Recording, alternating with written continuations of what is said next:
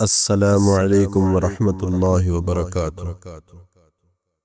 تو دوستو، ہر آسمانی مذہب ایک ایسے دن کے آنے کا اعلان کرتا ہے جہاں عدل ہوگا، ظلم نہیں ہوگا، جہاں ہر مظلوم کی داد رسی ہوگی، جہاں ہر مقتول اپنے قاتل کا گریبان پکڑ سکے گا، جہاں ہر مظلوم ظالم سے انتقام لے سکے گا۔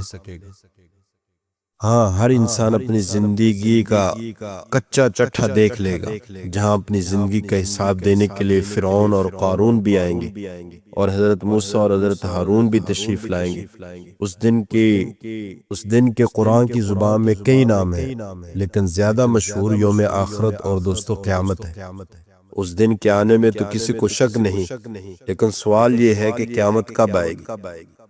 یہ سوال جب حضور اکرم صلی اللہ علیہ وسلم سے کیا گیا تو آپ نے بھی کوئی متعین تاریخ نہیں بتائی، البتہ اس کے علامات بتا دی جو اس دن کے آنے کے لیے ہر اول دستے کی حیثیت رکھتی ہیں، جو اس دن کے آنے کے لیے خطرے کی گھنٹی کی حیثیت رکھتی ہیں، جو اس دن کے آنے کا چیخ چیخ کر اعلان کرتی ہیں، جو ہمارے نبی صلی اللہ علیہ وسلم کی صداقت اور پیشن گوئیوں کا مظہر ہے۔ یاد رکھیے کہ ان میں سے بعض علامات تو وہ ہیں جو واقع ہو چکی ہیں، اور دوستو بعض وہ ہیں جنہیں ہم اپنی آنکھوں سے وقوع پذیر ہوتا دیکھ رہے ہیں۔ ان میں سے ہر علامت میرے آقا کی صداقت کی گواہی دے رہی ہے۔ انجیل اور تورات کے مطابق میرے آقا کا دنیا میں آنا اور انتقال فرما جانا قیامت کی پہلی علامت ہے جو پوری ہو چکی۔ میرے آقا نے وقوع قیامت کی جو علامات بیان فرمائی تھیں، ان میں سے ایک یہ تھی کہ کیسر و کسریٰ جیسی سپر پاور حکومتیں مسلمانوں کے ہاتھوں شکست کھا جائیں گی۔ یہ علامت جب بیان کی گئی تھی تو مسلمانوں کی بے سر و سامانی کی پیش نظر ناممکن معلوم ہو رہی تھی، اس لیے دشمنان رسول صلی اللہ علیہ وسلم نے مذاق اڑایا تھا، کہتے تھے گھر میں کھانے کو نہیں ہے اور کیسر و کسریٰ پر حکومت کرنے کا خواب دیکھ رہے ہیں۔ مگر دنیا جانتی ہے کہ یہ علامت پوری ہو کر رہی، اور بہادر مسلمانوں نے کیسر و کسریٰ کے تاج و تخت کو اپنی جوتوں تلے روند ڈالا۔ میرے آقا نے یہ بھی فرمایا کہ قیامت تب آئے گی جب قسطنطنیہ مسلمانوں کے ہاتھوں فتح ہو جائے گا۔ چنانچہ یہ علامت بھی سلطان محمد فاتح کے ہاتھوں پوری ہو چکی، اور اب قسطنطنیہ کو استنبول کے نام سے جانا پہچانا جاتا ہے۔ میرے آقا نے یہ بھی فرمایا تھا کہ قیامت تب آئے گی جب مسلمان ہندوستان پر لشکر کشی کریں گے اور اس سے فتح کریں گے۔ یہ علامت بھی پوری ہو چکی۔ میرے آقا نے یہ بھی فرمایا کہ اس وقت تک قیامت قائم نہ ہوگی جب تک مسلمان ترکوں سے نہ لڑے، جن کے چہرے چپٹے ہوں گے، جن کے لباس بال کے ہوں گے، اور بالوں ہی کے موزے اور یا جوتے پہن کر وہ چلتے ہوں۔ یہ علامت بھی دوستو پوری ہو چکی۔ میرے آقا نے یہ بھی فرمایا کہ قیامت سے پہلے 30 کاذب دجال پیدا ہوں گے، جن میں ہر ایک نبوت کا دعویٰ کرے گا۔ علماء کہتے ہیں کہ 30 کا مطلب بہت سارے جھوٹے مدعیان نبوت پیدا ہوں گے۔ اگر آپ مسلمہ کذاب سے لے کر مرزا غلام احمد قادیانی تک مدعیان نبوت کا حالات پڑھے تو میرے آقا کی بات کی تصدیق کریں گے۔ میرے آقا نے یہ بھی فرمایا کہ قیامت میں سب سے پہلے خصوصیت کا اسلام ہوگا، اور تجارت کثرت سے ہوگی، یہاں تک کہ عورت بھی اپنے مرد کا ہاتھ بٹایا کرے گی۔ اگر آپ دور حاضر میں تجارت کی گرم بازاری کو دیکھیں تو میرے آقا کی پیشن گوئی کی صداقت کو تسلیم کریں گے۔ میرے آقا نے یہ بھی فرمایا تھا کہ قیامت جب آئے گی تو رومی سب سے زیادہ ہوں گے۔ رومیوں سے مراد اہل یورپ۔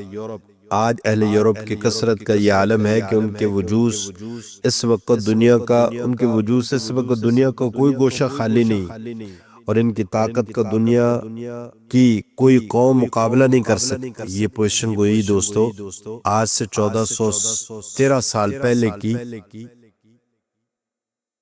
کی گئی ہے، اور آج اس کی صداقت آفتاب کی طرح روشن ہے۔ میرے آقا نے یہ بھی فرمایا تھا کہ قیامت اس وقت تک نہ آئے گی جب تک حجاز میں ایک ایسی آگ نہ نکلے جس کی روشنی بصرہ کے اونٹوں کی گردنوں کو روشن نہ کر دے۔ علماء فرماتے کہ یہ علامت بھی پوری ہو چکی۔ میرے آقا نے یہ بھی فرمایا کہ زمین اپنے چھپے ہوئے خزانوں کو زہر کر دے گی، اور میں اور آپ سب جانتے ہیں کہ تیل کے کنویں اور ہر قسم کی معدنیات کی دریافت کی شکل میں یہ پیشن گوئی بھی پوری ہو چکی۔ میرے آقا نے یہ بھی فرمایا تھا کہ قیامت کے قریب عورتیں ایسا چست لباس پہن کر پھریں گی کہ گویا وہ ننگی ہیں۔ نااہل لوگوں کے ہاتھوں میں عنان اقتدار آ جائے گا۔ مرد اپنی بیوی کی بات تو مانے گا لیکن والدہ کی بات کو ٹھکرا دے گا۔ انسان اپنے دوستوں کو خوش کرے گا مگر والد کو ناراض کرے گا۔ اولاد اپنی والدہ کو لونڈی اور نکرانی کی حیثیت دے گا۔ ہر سمت قتل و غارت گری ہوگی، بے حیائی اور فحاشی عام ہو جائے گی، رقص و سرور کی محفلیں قائم کی جائیں گی۔ دوستو، یہ علامات جو میں نے احادیث کی روشنی میں بیان کی ہیں پوری ہو چکی ہیں۔ زمین اپنے پوشیدہ خزانے اگل رہی ہے، عورتیں عریانی کو اختیار کر چکی ہیں، نااہل لوگ اقتدار پر متمکن ہیں، والدین کو ستایا جا رہا ہے، ان کے ساتھ غلاموں اور لونیوں کا ساتھ سلوک کیا جاتا ہے، قتل و خون ریزی عام ہو چکی ہے، بے حیائی آخری سرحدوں کو چھو رہی، گھر گھر میں ڈانس ہو رہا ہے۔ اب تو قیامت کے آخری علامات کا انتظار ہے، جس کے مطابق اہل حبشہ مکہ پر چڑھائی کر دے گی اور بیت اللہ شریف کو نقصان پہنچائیں گے، جس کے فوراً بعد سور پھونک دیا جائے گا اور حشر بپا ہو جائے گا۔ ایک ناقابل بیان زلزلہ ہوگا، بزم ہستی کو بساط کو لپیٹ دی جائے گا اور زمین و آسمان کو بدل دیا جائے گا۔ پھر انسان ہوگا اور اس کا اعمال نامہ ہوگا۔ اعمال کے سوا کوئی دوسری چیز کام نہیں آئے گی، نہ سیادت و قیادت، نہ حسب و نسب، نہ حسن و جمال، نہ دنیاوی فضل و کمال۔ میرے ساتھیو، یہ سوال اتنا اہم نہیں ہے کہ قیامت کب آئے گی، بلکہ اصل اہمیت تو اس بات کی ہے کہ ہم نے قیامت کے لیے تیاری کیا کی ہے۔ ہم مختصر سے سفر پر روانہ ہوتے ہیں تو اس کے لیے بھرپور تیاری کرتے ہیں، لیکن اتنے لمبے سفر کے لیے ہم نے کچھ بھی تیاری نہیں کی۔ اور یاد رکھیے کہ وہ قیامت تو جب آئے گی،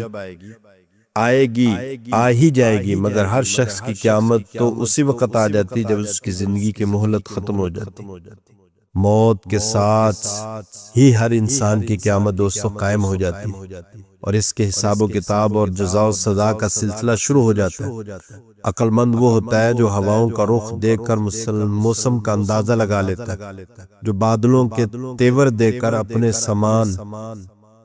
اپنا سامان سمیٹنا شروع کر دیتے ہیں اور بارش کے نقصان سے بچنے کی تدبیریں اختیار کر لیتے ہیں۔ ہم جب اپنی آنکھوں سے قیامت کے علامات کو پورا ہوتے دیکھ چکے ہیں تو عقل مندی کا تقاضا یہ ہے کہ ہم وہاں سرخرو اور کامیاب ہونے کی تیاری بھی شروع کر لیں۔